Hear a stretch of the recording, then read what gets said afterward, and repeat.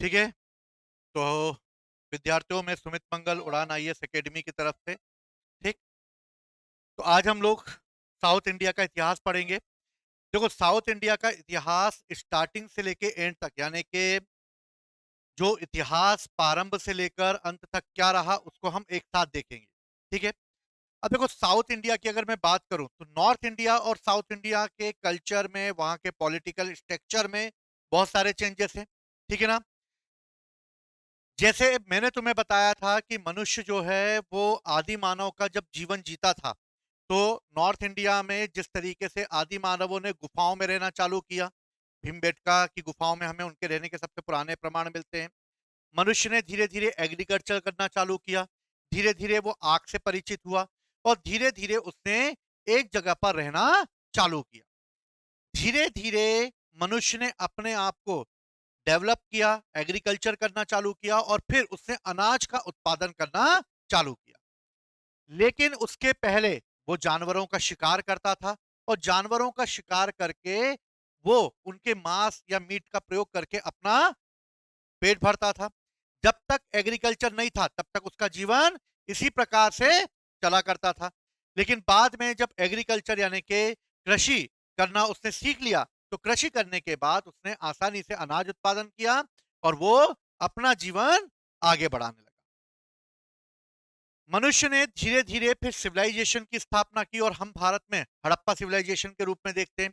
फिर वैदिक सिविलाइजेशन आई और फिर बड़े बड़े एम्पायर खड़े हुए, जिसमें से नंदा एम्पायर पहले आया और उसके बाद फिर मौर्य एम्पायर आया। लेकिन साउथ इंडिया की अगर हम बात करें तो साउथ इंडिया का इतिहास जो है वो थोड़ा सा अलग है। अलग इसलिए है क्योंकि साउथ इंडिया के इतिहास में जो चीजें हमें देखने को मिलती है वो ये कि दक्षिण भारत के इतिहास को जानने के लिए जिस काल का हम प्रयोग करते हैं उसे कहते हैं संगम पीरियड। क्या कहते हैं उसको हम लोग? यानी साउथ का इतिहास हमें किससे पता चलेगा? संगम पीरियड से पता चलेगा। अब संगम पीरियड क्या है या संगम काल क्या है? पहली चीज, अगर उत्तर भारत में आदि मानव रहते होंगे, शिकार करते होंगे, जानवरों को मार के खाते होंगे, एग्रीकल्चर करना चालू करते होंगे, तो साउथ इंडिया में भी लोग कुछ ना कुछ तो कर रहे होंगे ना। जब नॉर्थ इंडिया में कर रहे हैं तो दक्षिण भारत में भी कुछ ना कुछ कर रहे होंगे।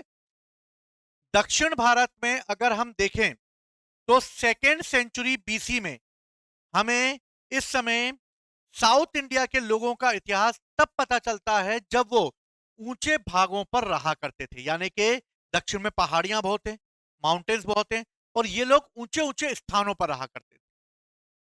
जब इनके यहां किसी की मृत्यु हो जाती थी तो मृत्यु हो जाने के बाद ये उन्हें दफना दिया करते थे और दफनाने के बाद उन पर बड़े बड़े पत्थरों से उसे ढक दिया करते थे। जब बड़े बड़े पत्थरों से उन्हें ढक दिया करते थे तो इस तरह जब ये ऊपर वाले स्थानों पर रहने लगे और इन्होंने जब उन्हें बड़े बड़े पत्थरों से ढकना चालू किया और हमें उस समय का इतिहास उनके द्वारा इन बड़े बड़े पत्थरों से ढके हुए कब्रों से पता चलता है, तो इसे ही कहा गया मेगालिथिक, यानी के महापाषाण काल।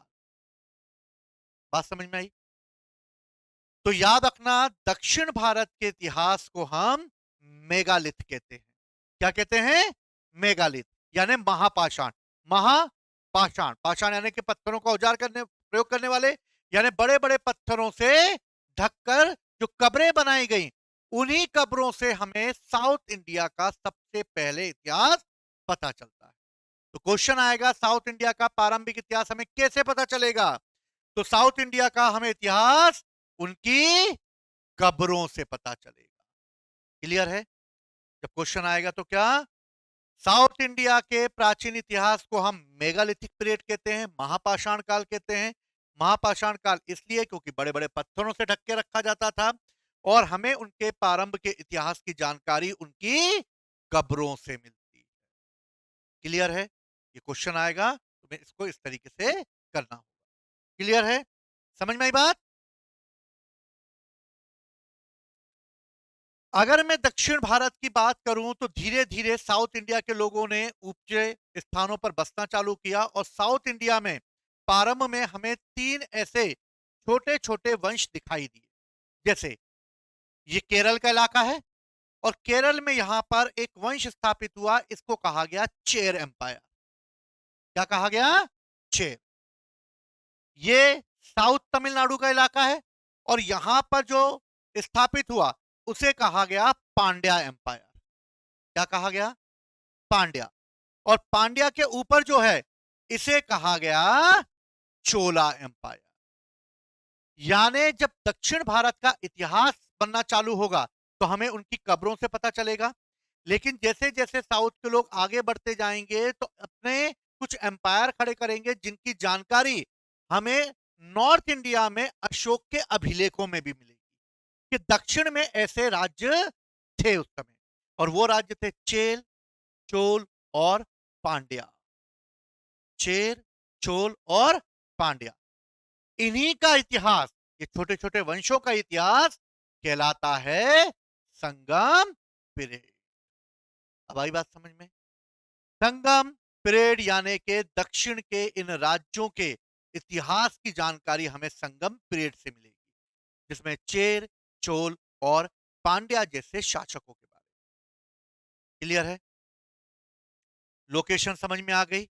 चेर केरल वाले इलाके में, पांड्या इस वाले इलाके में, साउथ तमिलनाडु में, और चोला ऊपर। अब हम एक एक करके इन वंशों के बारे में देखते हैं। सबसे पहले चेर राज्य।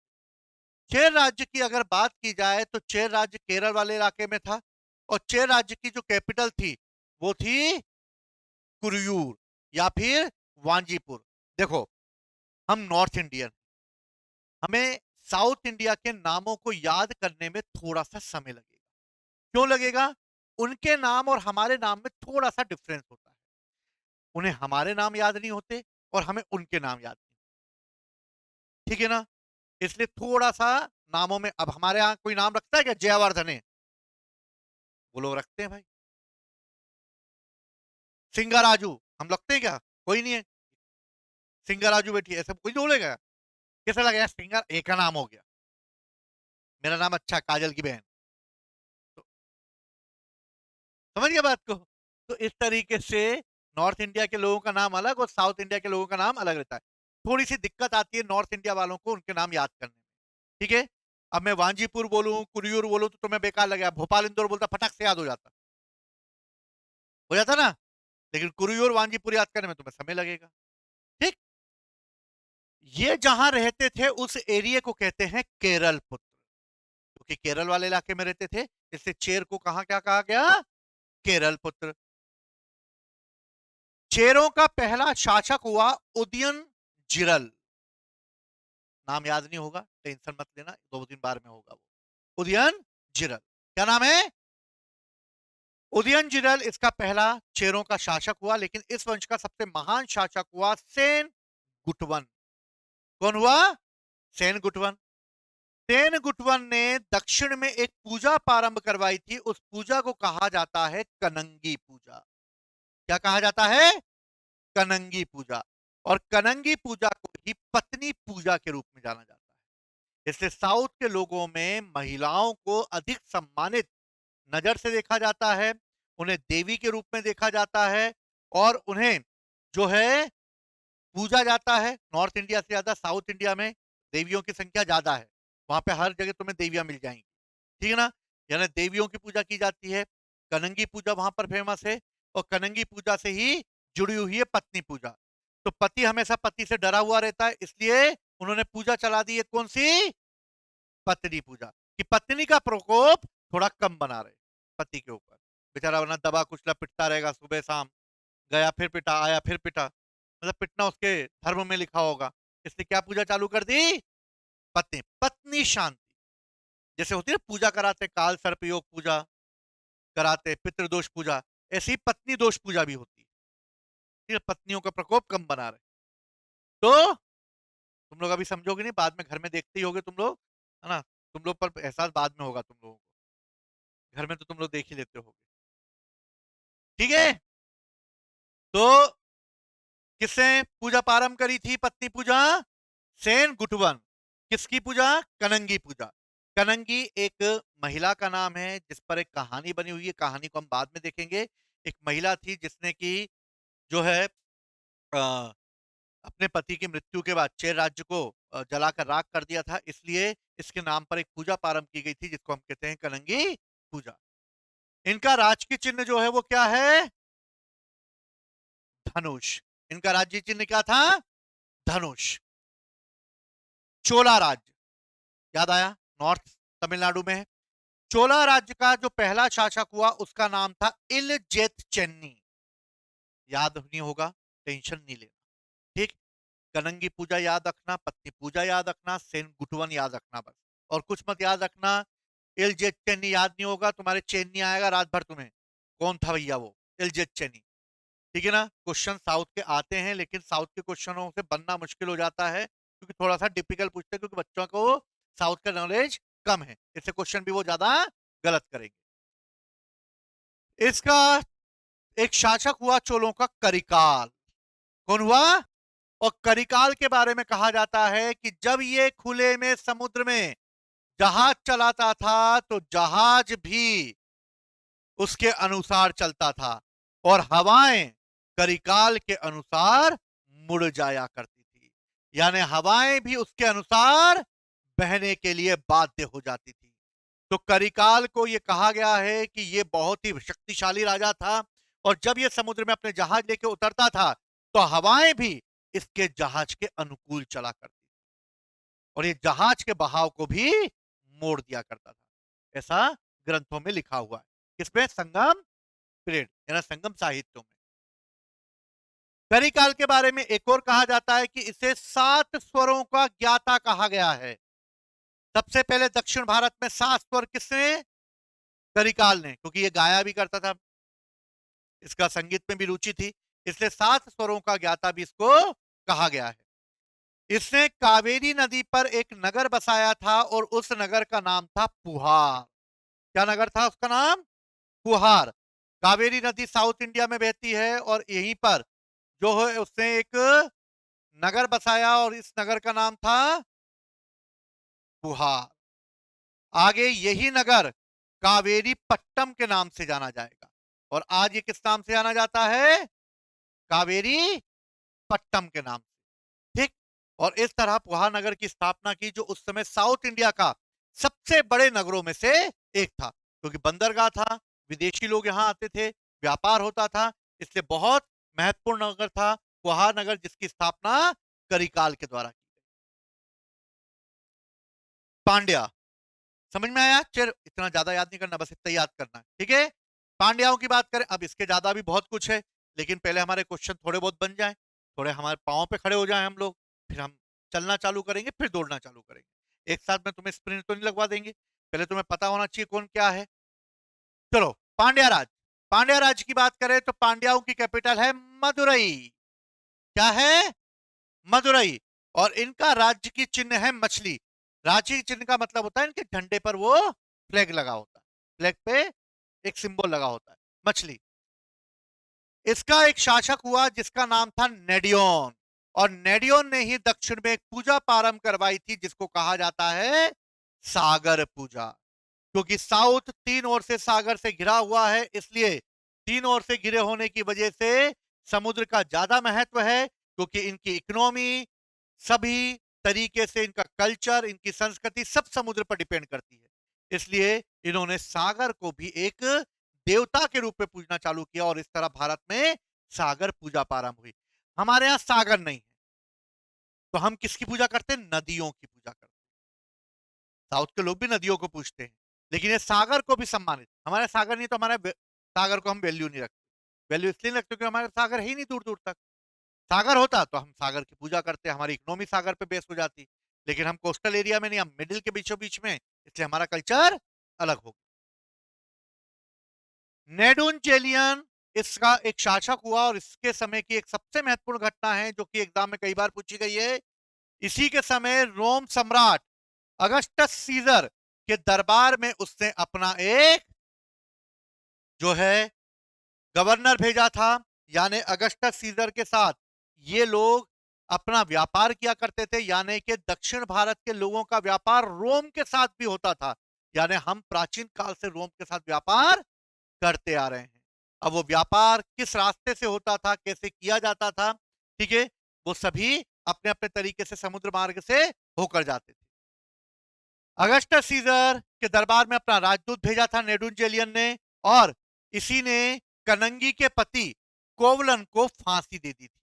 और जब कनंगी के पति कोवलन को फांसी दे दी तो कनंगी क्रोधित हो गई, और कनंगी को जब ये पता चला कि उसके पति कोवलन को नेडुंजेलियन ने फांसी दे दी है, तो कनंगी क्रोधित हो गई, क्योंकि उसे ये पता था कि उसका पति जो है वो दोषी नहीं है। जब वो इस दरबार में आई और जब उसे पता लगा कि उसके पति की मृत्यु हो गई है, तो कनंगी बहुत क्रोधित हो गई, और क्रोधित होने के बाद उसके शरीर से आग निकलने लगी, और उस आग ने पूरे पांड्या राज्य को जलाकर राख कर दिया। और ये कनंगी क्रोध के रूप में एक आग का गोला बन चुकी थी, और ये कनंगी फिर चेर राज्य में गई, और चेर राज्य की पहाड़ी पर जाकर उसने अपने क्रोध को शांत किया, और फिर उसकी मृत्यु हो गई। और इसलिए चेर लोगों ने कनंगी के उसमें पत्नी पूजा प्रारंभ की, और पांड्या राज्य को जलाकर राख कर दिया कनंगी के गुस्से ने। साउथ में ऐसे ही होता है। अभी साउथ में जो पिक्चरें बनती हैं, वैसी कहानियां यहां भी चलेंगी, इसलिए उसकी पिक्चरें भी वैसी बनती हैं। समझ गए? महिलाओं को हमेशा एकदम डेंजर दिखाया जाता है। अभी जाट मूवी देखी होगी, उसमें विलेन देख लो, रणवीर हुड्डा की बीवी को। देखी देखी नहीं देखी? सर काटती फिर रही है वो इधर उधर, यानी उसको बेहतरीन दिखाया गया उसको। मैंने भी देखी। ठीक है। तो भैया 3 राज्य हुए थे, 3 राज्यों में कौन कौन से हुए? पहला हुआ चेर राज्य, दूसरा कौन सा हुआ? चोल राज्य, और तीसरा कौन सा हुआ? पांड्या राज्य। चेर, चोल, पांड्या, ये चेर राज्य है, ये पांड्या राज्य है, और ये चोल राज्य। ठीक। और दक्षिण में ये राज्य है, और उत्तर में मौर्य वंश है। और मौर्य वंश के अभिलेखों में इन राज्यों के बारे में हमें चर्चा मिलती है। किसमें मिलती है? अशोक के द्वारा बनाए गए दूसरे और 13वें शिलालेख में, जिसमें यह बताता है वो कि मेरे पड़ोस में दक्षिण में ये राज्य स्थित थे, जिसमें चेर, चोल और पांड्याओं की चर्चा वो करता है। संगम साहित्य मोस्ट मोस्ट इंपॉर्टेंट है, क्वेश्चन इससे पूछे जाते हैं। आखिर क्या है संगम साहित्य? संगम साहित्य की अगर हम बात करें तो संगम साहित्य तमिल कवियों का एक संगम है। क्या है ये? तमिल कवियों का एक संघ है, यानी इसमें तमिल राज्य में हुआ ये, इसलिए तमिल लोगों ने क्या, तमिल याद रखना, तेलुगु भाषा भी नहीं आई है। संस्कृत के समान ही प्राचीन दक्षिण की भाषा कौन सी है? तमिल है। इसलिए दक्षिण के लोग बोलते हैं संस्कृत जितनी प्राचीन है उतनी तो तमिल भी है, तो तमिल को नेशनल लैंग्वेज घोषित क्यों नहीं कर देते? हिंदी तो अभी आई नहीं है, हिंदी तो अभी हजारों साल बाद आएगी, लेकिन संस्कृत के समान ही तमिल भी प्राचीन भाषा है, तो तमिल को क्यों ना नेशनल लैंग्वेज घोषित कर दिया जाए। लेकिन यह विवाद का मुद्दा रहा भारत की आजादी के बाद, वो हम बाद में बात करेंगे। तो तमिल कवियों का एक यूनियन है जो कि तमिल साहित्य के नाम से जाना जाएगा, संगम साहित्य के नाम से जाना जाएगा। संगम साहित्य जो लिखे गए हैं उनकी स्क्रिप्ट ब्राह्मी है। क्या है उनकी स्क्रिप्ट? ब्राह्मी स्क्रिप्ट है, यानी ब्राह्मी भाषा में लिखी गई है, मतलब लैंग्वेज यूज की गई है। साउथ गए इन तमिल कवियों के संगम को बनाने में कितने वर्ष लगे? लगभग 9990 ईयर्स। इतना प्राचीन हो गया ये साहित्य। तो उन लोगों ने अपने आप को बताना चाहा कि 9990 वर्ष पहले हमने तमिल साहित्यों की रचना करना चालू की। किसके राज्य में की? तो पांड्या राज्यों में की। और कितने राजाओं ने भाग लिया इसमें? 197, यानी अपना इतिहास ये और प्राचीन ले गए, और उन्होंने बोला कि हमने जो संगम साहित्य लिखे हैं वो संगम साहित्य लगभग 9990 वर्ष पुराने हैं, और इसमें पांड्या राजाओं के बारे में कहा गया है कि 197 पांड्या राजाओं ने इनका साथ दिया। क्लियर है? याद रहेगा ये। तो तमिल सवियों का संगम है संगम साहित्य। कहां होगा? पांड्या राज्य में होगा। जानकारी चेल राज्य के राज्य में देगा। किसके राज्य के बारे में देगा? चेरों के बारे में देगा, होगा पांड्या राज्य में, और जानकारी किसकी दे रहा है वो? चेर राज्य।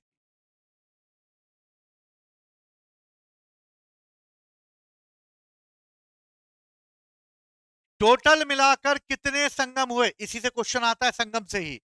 टोटल मिलाकर कितने संगम हुए? तो 3 संगम हुए हैं। पहला संगम होगा तेन मदुरई में।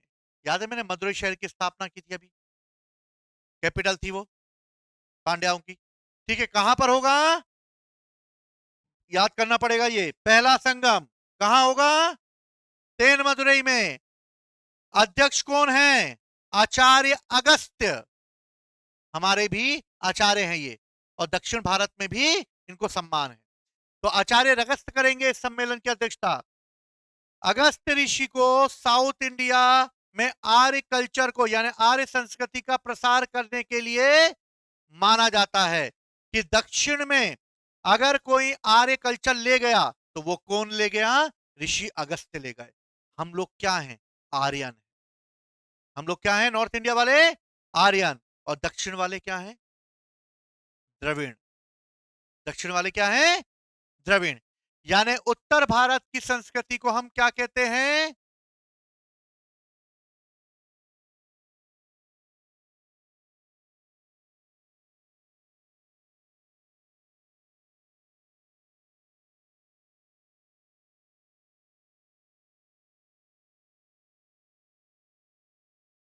दक्षिण भारत की स्थिति जो है, अगर हम इसकी बात करें तो नॉर्थ इंडिया जो है इसे कहा जाता है आर्य संस्कृति। दक्षिण की संस्कृति जो है इसको कहा जाता है द्रविड़ संस्कृति। और आर्य और द्रविड़ संस्कृति के बीच जो रेखा खींचती है उसे कहते हैं नर्मदा नदी। नर्मदा नदी के ऊपर नॉर्थ इंडिया, और नर्मदा नदी के नीचे साउथ इंडिया। समझ में आई बात? तो भारत को ज्योग्राफिकल रूप से 2 पार्टों में डिवाइड करने वाली नदी कौन सी है? हम नर्मदा नदी के उत्तर में रहते हैं, इसलिए हम नॉर्थ इंडियन, हम आर्यन हैं। और जो नर्मदा नदी के नीचे रहते हैं उन्हें साउथ इंडियन है, वो द्रविड़ है। क्लियर है बात? अगर तुम नर्मदा नदी क्रॉस करो, कोई है क्या क्रॉस करने वाला?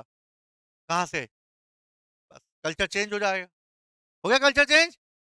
यानी कि अगर ये नर्मदा नदी के पार, यानी कि मान लो बैतूल में, तो बैतूल का कल्चर मालवा कल्चर नहीं होगा, मध्य प्रदेश का कल्चर तो वैसे भी नहीं है, मिक्स कल्चर है हमारा। लेकिन अगर नर्मदा नदी के साउथ में बैतूल के हैं, तुम बैतूल क्यों ना, कहाँ क्यों है, बस नहीं, ये तो चेंज नहीं होगी। ठीक है ना? तो बैतूल, बैतूल में कल्चर कैसा हो जाएगा? महाराष्ट्रियन कल्चर आ जाएगा। बालाघाट में है क्या? आदिवासी कल्चर है वहां, है ना? तो कैसा कल्चर आ जाएगा? पूरनपोली। हाँ, वो तो है ही, वो तो। लेकिन जैसे वहां पे मिडिल क्लास होगा, वो तो महाराष्ट्रियन कल्चर हो गया ना वहां पे, थोड़ा थोड़ा महाराष्ट्रियन कल्चर हो गया। सरनेम भी मिलने जुलने लगते हैं महाराष्ट्र से, मिलने जुलने, तो कल्चर चेंज हो गया।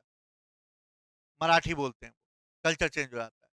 और हमारे यहाँ क्यों काजल की बहन अपन अलग रहते हैं। तो ऋषि अगस्त को दक्षिण भारत में आर्य संस्कृति के प्रसार को, कहने के ऋषि अगस्त जो हैं नॉर्थ इंडिया से साउथ इंडिया में कौन सी संस्कृति ले गए, इसलिए आर्य संस्कृति का प्रसार साउथ इंडिया में भी हुआ। तमिल भाषा में पहला ग्रंथ के प्रणेता भी कौन थे? ऋषि अगस्त थे। और ऋषि अगस्त ने ही तमिल भाषा का पहला ग्रंथ लिखा। लेकिन दुर्भाग्य से, क्योंकि इसकी गणना 9990 वर्ष पहले की गई है, इसलिए इतने लंबे समय तक यह ग्रंथ सुरक्षित नहीं रह सकता था। इसलिए पहले संगम में लिखे गए ग्रंथ समय के साथ नष्ट हो गए, और हमें इनका इतिहास आने वाले ग्रंथों में देखने को मिला। तो पहला संगम कहां होगा? समझ में आ रहा है? हम पूरा साउथ इंडिया का पढ़ रहे हैं, भूल जाओ जो भी पहले हुआ, आज जो है वो सब साउथ इंडिया है। ठीक है? तो भैया हमने पहला संगम कहां हुआ? तेन मदुरई में। अध्यक्ष कौन हुए? अगस्त हुए। और अगस्त को ही आर्य संस्कृति वो दक्षिण में ले गए, बाकी कोई ग्रंथ लापता है। I am sorry. समझ गए बात को? समझ गए, टेंशन खत्म। अच्छा लिख दूंगा, 5-6 अगर मिल गए होते तो याद करने पड़ जाते बेटा, हालत खराब हो जाती है अभी। अच्छा नष्ट मतलब नष्ट नहीं होने चाहिए, पर समझ गए, तुम लोगों की मेहनत बढ़ जाती। अब जैसे कोई शासक होता है, कुछ काम करके नहीं आता, कितनी खुशी होती है, अच्छा कुछ करके नहीं जा रहे बेचारा, वो करके चला जाता है तो और दिमाग खराब हो जाता है। वो अकबर इतने करके गया, पढ़ पढ़ के मर जाते हैं। समझ गए, एक तो झिल नहीं रहा हमसे, बाकी कहां झेलेंगे। तो भैया दूसरा संगम, टोटल 3 संगम हुए। फिर दूसरा संगम, दूसरा संगम कहां होगा? कपाटपुर में होगा। कहां होगा? मैं कल पूछूंगा ये तीनों संगम। समझ गए, कहां होगा? कपाटपुर में होगा। इसमें भी अध्यक्ष कौन होंगे? अगस्त होंगे, जीवित हैं भैया वो, अमर हैं। कौन होंगे? अगस्त होंगे। और उनके साथ उनका शिष्य भी होगा, तोलका प्यार। उनके साथ कौन होगा? उनका शिष्य तोलका प्यार होगा। और इस तरह इस संगम की भी रचनाएं नष्ट हो जाएंगी। बच गए तुम लोग। इस संगम की रचनाएं भी क्या होंगी? नष्ट हो जाए, पर एक बच जाए, और वो तोलका प्यार के द्वारा लिखी गई तोलका पियम है, जो व्याकरण पर लिखी गई एक पुस्तक, तमिल व्याकरण। समझ में आई बात? तो तोलका प्यार की तोलका पियम, दोनों सेम टू सेम भाई बहन लग रहे हैं, दिक्कत होगी नहीं याद करने में। तोलका प्यार की तोलका पियम, समझ गए बात को? ये प्रियम है इसकी, तोलका प्यार की, तो प्यार पियम है, तोलका प्यार की तोलका पियम, याद रहेगा। बाकी सारे ग्रंथ नष्ट हो गए। तो दूसरा संगम कपाटपुर में होगा, अगस्त तो तोलका पीएम करेंगे इसकी अध्यक्षता। लेकिन इसमें भी ग्रंथ नष्ट हो जाएंगे और एक ही ग्रंथ बचेगा, वो क्या है? तोलका पीएम। क्लियर है?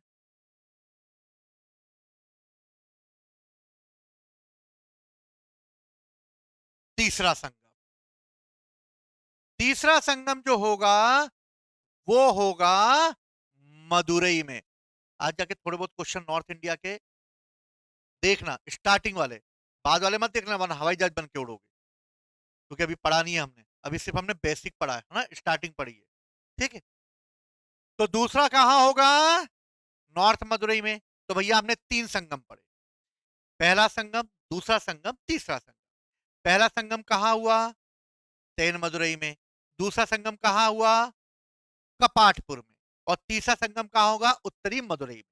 सिंपल, इतना याद कर लिया। पहले के अध्यक्ष अगस्त, दूसरे के अध्यक्ष अगस्त यानी के तोलका प्यार, और तीसरे के अध्यक्ष है नक्कीरर। नक्कीरर, तीसरे का अध्यक्ष कौन है? नक्कीरर।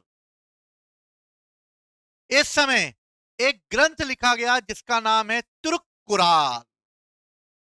क्या लिखा गया? तिरुक्कुराल।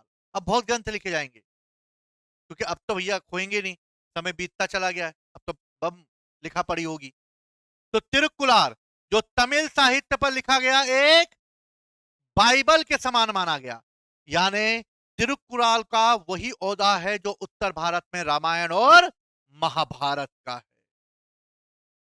है ना। शॉर्ट में लिखते चला करो, तो इससे क्या थोड़ा याद रहेगा, घर जाके जब दोबारा तुम अपने इसको लिखोगे, घर पे जाके वापस। तो अभी हमें ज्ञाता नहीं बनना है, अभी हमें एग्जाम क्रैक करने लायक बनना है। बाकी तो फिर तुम ऑटोमेटिक तैयार होगे, ज्यादा ज्ञान बखेरूंगा बोर हो जाने लगोगे। समझ गए? तो ज्यादा ज्ञान के लपेटे में मत आना, हमें एग्जाम क्रैक करना है, ना कि होशियार चंद बनना है। समझ गए बात को? हमसे क्वेश्चन बन रहे हैं पढ़ने के बाद, जितना हम लोग पढ़ते हैं यहाँ पर, उसके बाद जब घर जाके एमसीक्यू लगाते हो, क्वेश्चन बन रहे हैं ना, 90% क्वेश्चन बनना चाहिए, 10% तो ब्रह्मा जी से भी नहीं बनेंगे। 10% तो हम लोग खुद मेहनत करके करेंगे, तो कोई भी तुम्हें 100% तैयार नहीं कर सकता। समझ गए काजल की बहन? मुझे पता चला तुम घर पे जाके लड़ती हो अपनी बहन से, कल आया था WWF में, तुम लड़ रही थी ना बहन से।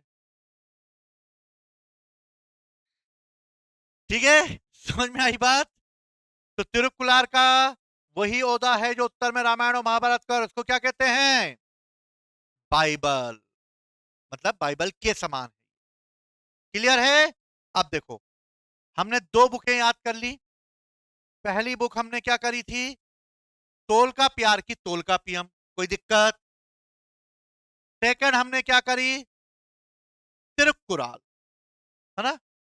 अब हम आते हैं तमिल लिटरेचर पर, एपिक पर।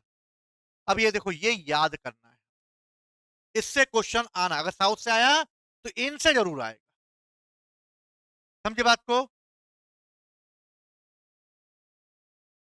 क्या आएगा? देखो, पहला है शिल्पादिकारम। शिल्पादिकारम।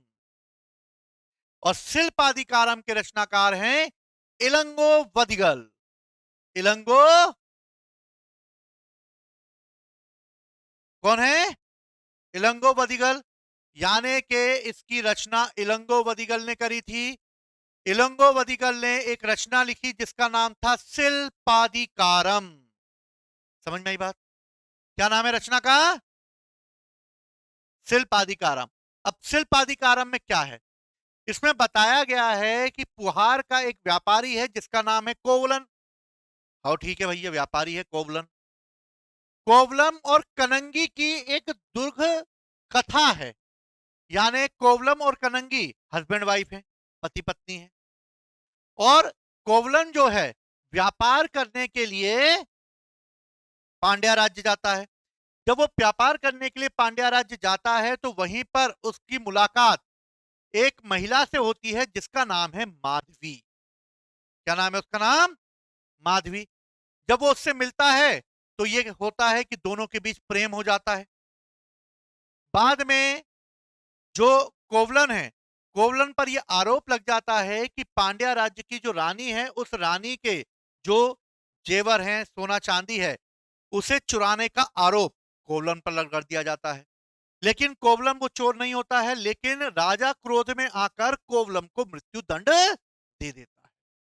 और जब वो कोवलन को मृत्यु दंड देता है और ये बात जब कनंगी को पता लगती है कि मेरे पति को किसी चोरी के आरोप में मृत्यु दंड दे दिया है राजा ने, तो कनंगी क्रोधित होकर पांड्या राज्य के पास जाती है और फिर अपने पति को बेगुनाह साबित कर देती है।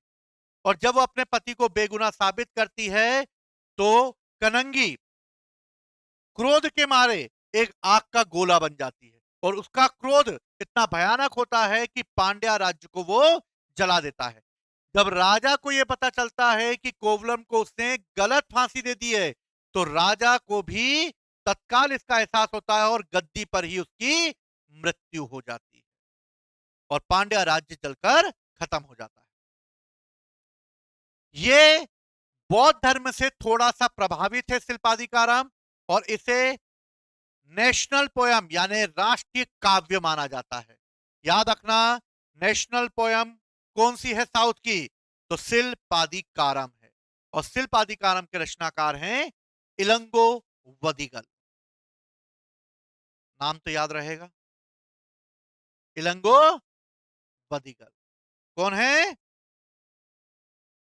इलंगो वदिगल। क्लियर है? शिल्पादिकारम।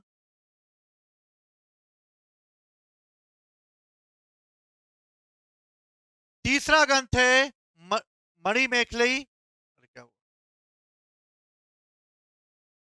मणिमेखलई की रचना है शीतले सतनार। क्या है मणिमेखलई की रचना?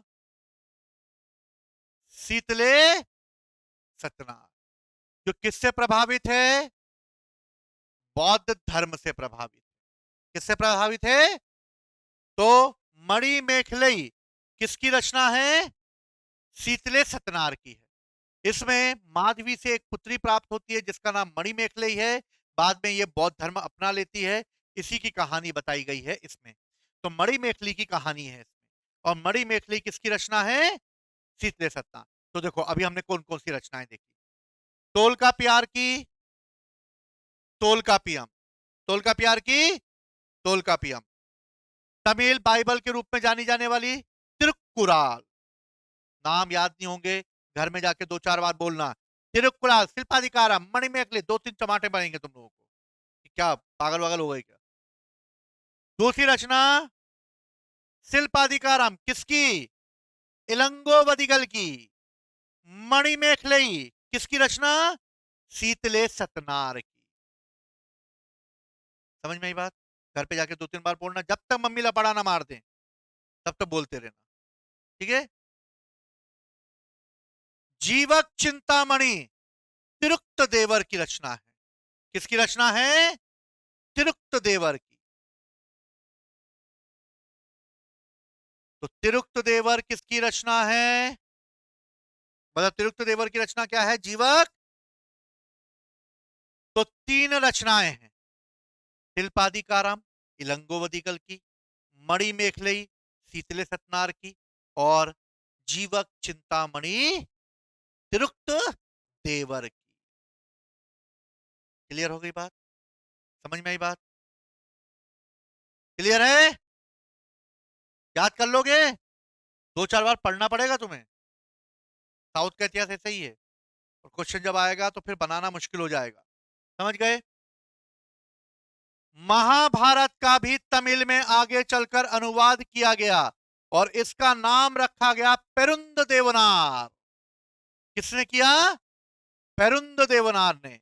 तो महाभारत का तमिल में अनुवाद करने वाला पहला व्यक्ति है पेरुंद देवनार। हम ज्यादा नहीं, ट्रांसलेशन में ज्यादा नहीं घुसेंगे, बहुत सारी ऐसी रचनाएं आ जाएंगी। पहले कोर सब्जेक्ट याद कर लो।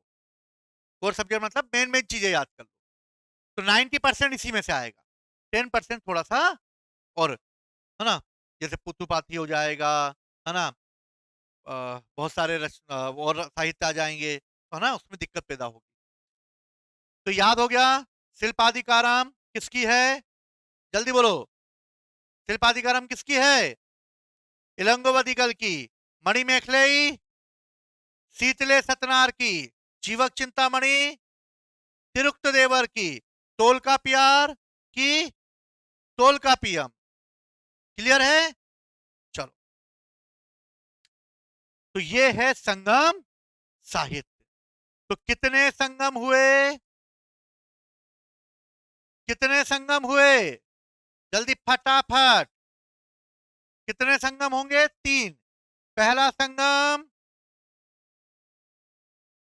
पहला संगम कहां होगा? देन मदुरई में। अध्यक्ष अगस्त ऋषि। कौन होंगे? सेकंड कहां होगा? कपाटपुर में। अध्यक्ष ऋषि अगस्त और तोलका। तीसरा संगम नॉर्थ मदुरई, उत्तरी मदुरई। अध्यक्ष नक्की नक्कीरर। इतना याद कर लो, तीनों बुकें याद कर लो, काम हो गया स्टार्टिंग के साउथ इंडिया का। समझ गए? ज्यादा होच पोच में नहीं पढ़ना, ज्यादा डीप में मत घुसना। समझ गए? पहले इतना करो, उसके बाद आगे का करो। समझ गए? कुछ नहीं करना है, तीनों संगम याद करना है, तीनों रचना याद करना है, कहानी खत्म। क्लियर है? समझ गए? इसके बाद का हम लोग फिर नेक्स्ट क्लास में करेंगे। ठीक है काजल की बहन? हो गया सर?